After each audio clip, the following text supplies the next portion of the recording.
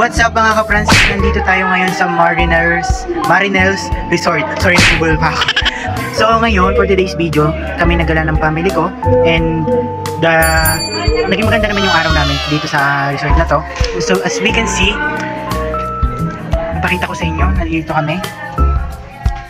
Ito yung resort na pinag-stay namin. Kung gusto nyo mag-book, paki-search nyo na lang yung kanilang FB page, Marinels Resort. So, rate dito sa dito sa resort. Sorry, rather, nabubulol pa ako. Naging maganda naman yung pagkapunta namin dito. Parang hindi naging maganda naman yung punta namin dito. So, kaso nga lang, hindi masyado, pero nung una kasi maganda pa yung unang punta namin dahil mainit, bagus ngayon, umulan, tabot kami ng ulan, bagus nagkulugan, bagus naligo na kami, nagbanlaw na kami. So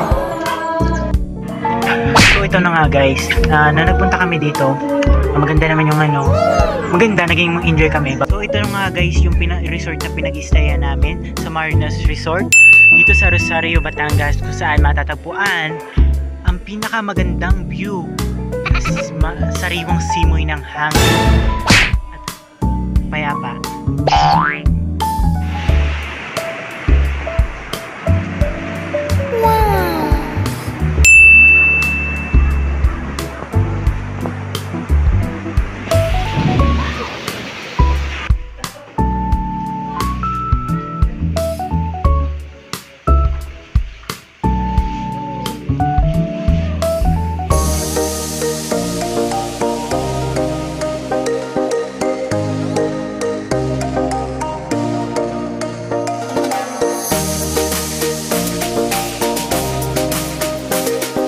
Watching.